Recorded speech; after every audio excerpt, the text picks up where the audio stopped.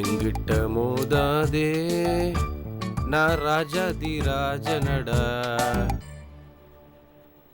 வம்புக்கு இழுக்காதே நான் சூராதி சூரன். அஞ்சலி எங்க? ஆஸ் யூஷுவல் டாட், அவர் ரூம்ல இருக்கா.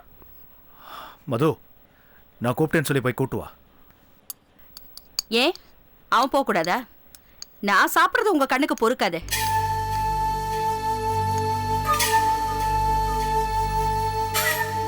முறைக்காதீங்க. நான் கூப்பிட்டா அவ வரமாட்டா. உங்களை மாதிரியே பிடிவாதம். வேணும்னா போன் போட்டு செல்லம்மாவை வர வச்சு உங்களுக்கும் அவளுக்கும் ஊட்டி விட சொல்லுங்க. மம்மி, இப்ப எதுக்கு தேவையில்லாம செல்லம்மா இதுல இழுக்கிறீங்க? ஆமா, அவ ரப்பரு, நான் இழுக்கிறேன். உன் அப்பா பண்ற தப்பெல்லாம் உன் கண்ணுக்கு தெரியாதே, என்னையே குறை சொல்லு. ஏய், நான் என்ன தப்பு பண்ண? என்ன தப்பு பண்ண? என் பொண்ணுக்கு என்ன குறை வச்ச? நம்ம பொண்ணு அவ புருஷன் வீட்ல இல்லாம வாழா வெட்டியா உட்கார்ந்துருக்கா. ஒரு நல்ல தகப்ப என்ன பண்ணணும்? மாப்பிள்ளைய கூப்பிட்டு பேசணும், நம்ம பொண்ணை கூப்பிட்டு பேசணும், ரெண்டு பேரையும் சமாதானப்படுத்தணும். ஆனா நீங்க அதெல்லாம் செய்ய மாட்டேங்கிறீங்க. நானும் போய் சதீஷை பார்த்தா உங்களுக்கு பிடிக்காது. உங்களுக்கு தெரியாதது ஒண்ணுமில்ல. புருஷன் பொண்டாட்டி சேர்ந்து வாழறதுதான் வாழ்க்கை.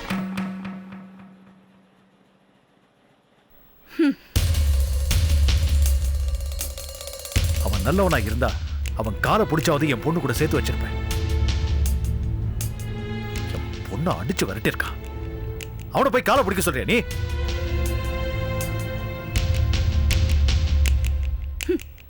உங்களை யாரு காலை பிடிக்க சொன்னா? நந்தி மாதிரி குறுக்க நிக்காம தள்ளி நில்லுங்க. அஞ்சலியே போய் சதீஷ பார்த்து சமாதானம் பண்ணிப்பா. அதான் இவ்ளோ விபரமா பேசுறீங்கல்ல, அப்ப நீங்களே சதீஷ் வீட்டுக்கு போய் சதீஷை சமாதானப்படுத்தி வீட்டுக்கு கூட்டிட்டு வர வேண்டியதானே? போறேன்டா. அந்த சேதுபதியும் ரேகாவும் அல்பாயுசுல செத்து போயிட்டாங்கல்ல. அவங்க ரெண்டு பேரோட ஆவியும் அந்த வீட்டை சுத்துதான். அந்த ஆவி என்ன பிடிச்சுக்கிட்டா? எனக்கு இந்த ஆவி, பேய், பிசாசுன்னா ரொம்ப பயம். மா, காமெடி பண்ற நேரமாமா அது? நீங்கெல்லாம் திருந்தவே மாட்டீங்க. டாட், நீங்களும் கொஞ்சம் இறங்கி வரணும் டாட். அஞ்சலியும் சதீஷும் சமாதானமா போய் மறுபடியும் வாழணும். இதுக்கு நீங்க தான் டாட் முயற்சி பண்ணணும். எந்த காலத்திலையும் சதீஷ் கிட்ட நான் பேச மாட்டேன். அவன் என் மருமகனே கிடையாது. என் பொண்ணு அவன் கூட வாழாம நம்ம வீட்டுல இருக்காளே, அதுவே எனக்கு சந்தோஷமா இருக்குடா. சுரேஷ், பாத்தியாடா உங்க அப்பா பேசுற பேச்ச? 25 வருஷமா அவர் கூட அவசப்பட்டுக்கிட்டு இருக்கேன். நான் செத்த பிறகு கண்ணகி சிலை பக்கத்திலேயே எனக்கும் ஒரு சிலவை.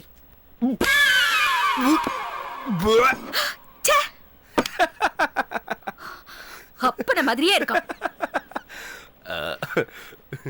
பைத்தியம். வாமா.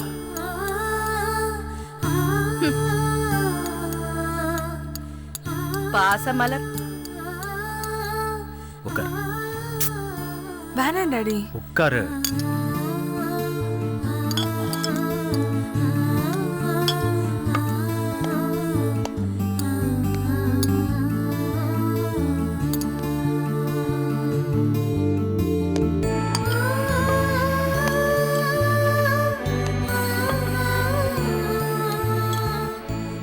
சாப்பிடுறா. என்னைய பார்த்துட்டு இருக்கான்.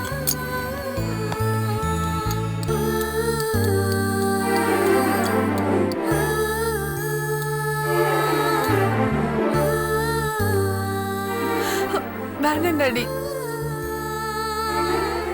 இங்க பாருமா, நான் சொல்றத கேளு. நான் உன் அப்பா, உன் நல்லதுக்கு தான் சொல்லுவேன். இனிமே உனக்கு எல்லாமே நான் தான். அந்த சதீஷை மறந்துடு. டாடி, அந்த சதீஷை மறந்துரு. டாடி ப்ளீஸ் அஞ்சலி, என்ன புரிஞ்சுக்க. எந்த தகப்பனும் தன் பொண்ணு வாழக்கூடாது, வாழ வெட்டியா இருக்கணும்னு சொல்ல மாட்டான்.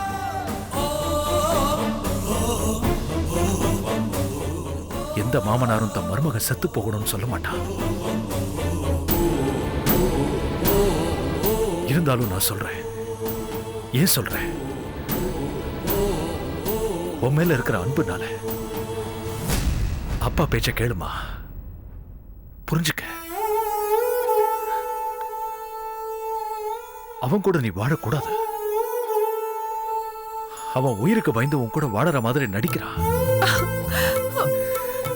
அவன் சீக்கிரமா செத்துருவான். டாடி ஏகே, ஏய், நீ பேசாம இரு. இப்பவே செத்து போயிட்டான்னு நினைச்சுக்க. ஒரு புது வாழ்க்கை வாழ முடிவு பண்ணிக்க. நீ நல்லபடியா வாழ நான் என்ன வேணாலும் செய்ய தயாரா இருக்கேன். யோ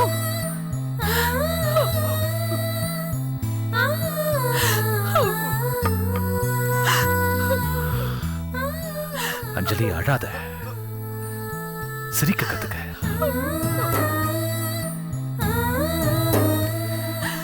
இங்க பாரு, இனி நீ சிரிச்சுக்கிட்டே இருக்கணும்.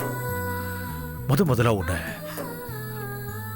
ஸ்கூல்ல கொண்டு போய் விட்டேன் ப்ரீ கேஜி படிக்கும் போது. அப்ப நான் என்ன சொன்னேன் ஞாபகம் இருக்கா? சொல்லுமா. எல்லார் கூடயும் சந்தோஷமா பழகு, சிரிச்சுக்கிட்டே இரு. எந்த நேரத்திலையும் எப்பவும் அப்பா உன் கூடவே இருப்பேன்னு சொன்னேன். இப்பவும் அதான் சொல்றேன். எப்பவும் நான் உன் கூடவே இருப்பேன், எப்பவுமே இருப்பேன்.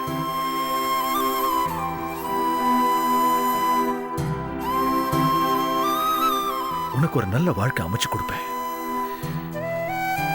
என்ன நம்பு. ஆமாமா.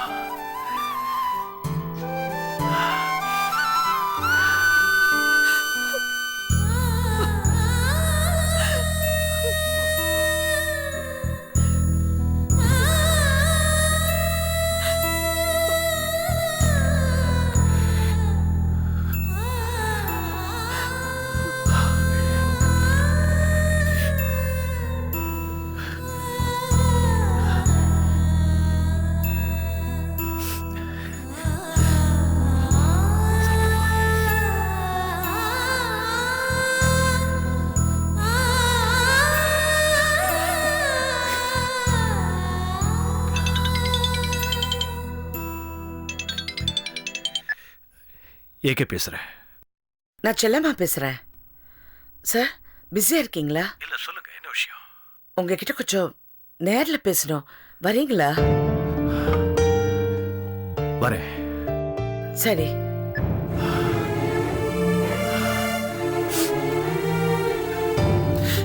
அழக்கூடாது. செல்லம்மா, ஆ, குழந்தை இப்படி நான் வெளியே போயிட்டு வரேன். என்ன, எங்க போறீங்க? கொஞ்ச நேரத்துக்கு முன்னாடி தானே அவ்வளவு சொன்னேன். அப்புறம் எதுக்கு தனியா விட்டுட்டு போறீங்க? ஒரு முக்கியமான வேலை இருக்கு, அதான். அப்படி என்னங்க முக்கியமான வேலை? எல்லாத்தையும் சொல்லிட்டு இருக்க முடியுமா? இல்லங்க, ஏகே சார் வராரு. ஏகே சார் வந்தா நீ பேசு, நான் வரேன். என்னங்க?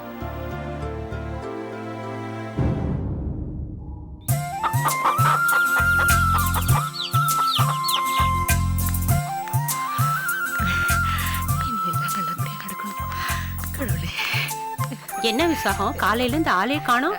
கோயிலுக்கு போயிருந்தேன். ரொம்ப சந்தோஷமா இருக்கிற மாதிரி இருக்கு. என் பிள்ளைக்கு கல்யாணம் ஆகி சாந்தி முகூர்த்தமே நடக்கல. அதான் ஜோசியரை பார்த்தேன், நல்ல நேரம் குறிச்சு கொடுத்தாரு, வாங்கிட்டு வரேன். அவரு குறிச்சு கொடுத்த நேரத்துல சாந்தி முகூர்த்தம் நடந்தா நல்ல அழகான அறிவான பேரம் பரப்பான்னு சொன்னாரு. அப்படியா? அதான் சந்தோஷமா போய்கிட்டு இருக்கேன். சரி, வரேன். போயிட்டு வா. இந்த 1 ரூபா மட்டும் வாங்கி தங்க. ஐயோ நில்லுமா, ஏய், இங்க பாருமா, இப்படி வா, 1 ரூபா சோறு கூட இப்படி வா, வாங்காம செல்லம். ஓடி பாட்டி வரா. இப்படி கஷ்டப்படுத்தலாமா? பாவம்ல. 1 வாய் சோறு ஊட்டுறதுக்குள்ள என்ன பாடுபடுத்துறா பாரு. வாங்கிக்கிறேன் செல்ல தங்கம். குட்டி இல்ல நீ. 1 ரூபாய் வாங்கிக்கணும். வா, காட்டுமா? காமி. இவளுக்கு சோறு ஊட்டுறதுக்குள்ள நான் படுற பாடு இருக்கே. உங்களை பார்த்தா அப்படி தெரியலையே. சந்தோஷமா பேத்திக்கு சாதம் ஊட்டுற மாதிரில இருக்கு. சந்தோஷம் இருக்காத பின்ன. இவ என் மகனோட பொண்ணாச்சேம்மா. ஓ, இவதாம்மா என் உலகமே. ஆமா, உங்களுக்கு எத்தனை பேரம் பேத்தீங்க? எனக்கு ஒரே பையன்தாம்மா. இப்பதான் கல்யாணம் ஆச்சு. அடுத்த வாரம் தான் சாந்தி முகூர்த்தம் வச்சிருக்கேன். அப்படியா? உங்களுக்கு பேரம் பேத்திக இருந்தா தான் அதுங்களோட அருமை பெருமை எல்லாம் தெரியும். இந்த சாப்பிடு. வாழைப்பழத்தை ஊட்டாதீங்கம்மா, சாப்பிட மாட்டா, கீழே துப்பிடுவா. பரவாயில்ல, எவ்வளவு சாப்பிடறாலும் சாப்பிட்டுமே. இந்தா கையில வச்சுக்க. இதான் உங்க வீடா? இது என் மகன் வீடுமா. இவதான் என் மருமக. 2வது குழந்தை பிறந்திருக்கு. இன்னொரு குழந்தையா? பேரனா பேத்தியா? பேரம்மா. ஆ, வாங்கம்மா, ஒரு ரூபா காபி சாப்பிட்டுட்டு போலாம். இல்ல இருக்கட்டும், பரவாயில்ல. ஆமா, உங்களை இது வரைக்கும் நான் பார்த்ததே இல்லையா? புதுசா குடி வந்திருக்கீங்களா? ஆமாம்மா, எங்க சொந்த ஊரு குத்தம்பாக்கம். என் புள்ள இங்கதான் வேலை செய்யறான். அதான் அவன் கூடவே தங்கிடலான்னு வந்தேன். அவனை விட்டா எனக்கு வேற யாருமா இருக்காங்க. சரி, நான் கிளம்புறேன். ஆமா, உங்க மருமக எப்படி? மருமக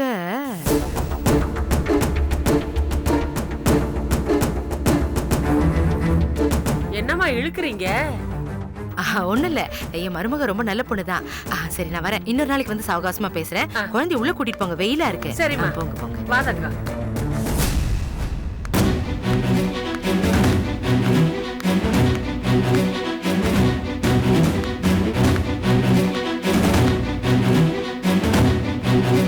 வாங்க ஏகே. எங்க வடமலை இல்ல? நீங்க வரீங்கன்னு சொன்னேன். ஆனா அவர் காதுல எதுவுமே வாங்காம அப்படி போயிட்டாரு. என்ன ஏதோ முக்கியமான விஷயம் பேசணும், சீக்கிரமா வாங்கன்னு சொன்னீங்களே. என்ன விஷயம் சொல்லுங்க. அஞ்சலி எப்படி இருக்கா? அதுக்கா வர சொன்னீங்க? அவளுக்கு என்ன, நல்ல சந்தோஷமா இருக்கா. இதை நீங்க போன்லயே கேட்டுக்கலாமே. சரி, வரேன். இருங்க, உட்காருங்க. செல்லம்மா, தயவு செஞ்சு சதீஷ பத்தி என்கிட்ட பேசாதீங்க. என் பர்சனல் ப்ராப்ளம் பத்தி பேசுறதுக்கு தான் உங்களை கூப்பிட்டேன். உங்களுக்கு என்னங்க ப்ராப்ளம்? பிசினஸ் நல்லா போயிட்டு இருக்கு, அழகான குழந்தை, உங்களை புரிஞ்சுக்கிட்ட புருஷன். உங்களுக்கு என்ன பர்சனல் ப்ராப்ளம்? அந்த புரிஞ்சுக்கிற புருஷன்னு சொன்னீங்க பாருங்க, அதுதான் பிரச்சனை. புருஷனை பத்தி இன்னொரு ஆம்பளை கிட்ட பேசக்கூடாதுன்னு எனக்கு நல்லா தெரியும். ஆனா நீங்க என் அண்ணன் ஸ்தானத்துல இருக்கீங்க, அதான் உங்ககிட்ட சொல்றேன். சரி, சொல்லுங்க. பாரதி பிறந்ததுல இருந்து ஏதோ யோசனையாவே இருக்காரு. யாரோ ஒரு பொம்பளை கிட்டயோ ஒரு பொண்ணு கிட்டயோ அடிக்கடி போன்ல பேசுறாரு. தயவு செஞ்சு கைவிட்டுடாதீங்க, உங்களை தான் நம்பியிருக்கேன்னு சொல்றாரு. எந்த நம்பர்ல இருந்து போன் வந்ததோ அந்த நம்பருக்கு நீங்க போன் பண்ணி பேச வேண்டியதானே? ட்ரை பண்ண, ஆனா அவங்க என் நம்பர் எடுக்க மாட்டேன்றாங்க. சரி, அப்ப நான் என்ன பண்ணணும்? நான் ஏதாவது விசாரிக்கணுமா?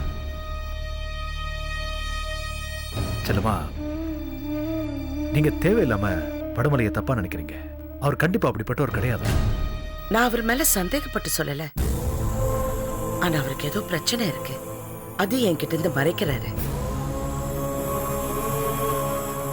நடு ராத்திரி ஏஞ்சி உட்கார்ந்துட்டு குழந்தைய பார்த்து அழுவுறாரு. திடீர்னு கோவப்படுறாரு. யாருக்கோ போன் பண்ணிட்டு அவசர அவசரமா வெளியே போயிடுறாரு. அவருக்கு என்ன பிரச்சனை? எனக்கு அதை பத்தி கொஞ்சம் தெரியணும்.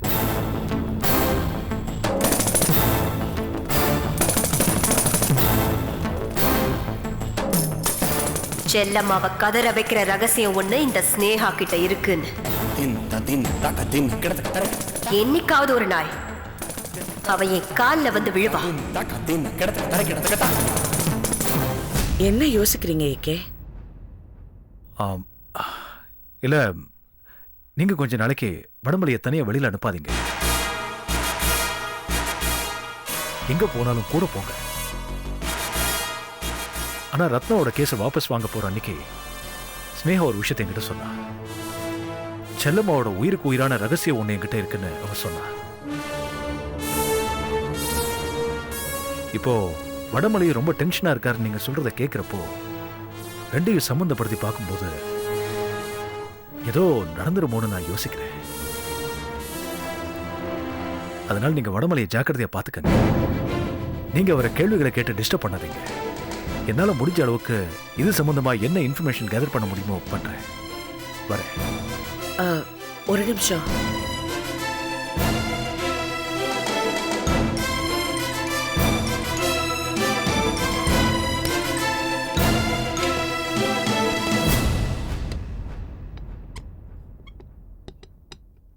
இங்க பாருங்க, இன்னொரு தொட்டில். என்னங்க 2 தொட்டில் இருக்கு? எனக்கு 2 குழந்தை பிறக்கொன்னு தொட்டில் வாங்கிட்டு வந்தாரு. ஆனா ஒரு குழந்தை தான் உயிரோட இருக்கு. இன்னொரு தொட்டில் வேண்டாம், கொண்டுட்டு போன மாமா சொன்னாரு. அவரும் சரின்னு சொன்னாரு. ஆனா இந்த தொட்டில் வீட்டுக்குள்ளதான் இருந்தது. இத பத்தி கேட்டா ரொம்ப கோவப்படுறாரு. பிரச்சனை கொஞ்சம் சீரியஸா தான் இருக்கு. நானும் வடமலை கிட்ட கொஞ்சம் பொறுமையா பேசி பார்க்கிறேன். எல்லாம் சரியாயிடும். தைரியமா இருங்க, நான் இருக்கேன். வடமலைய வெளியே அனுப்ப வேண்டாம்.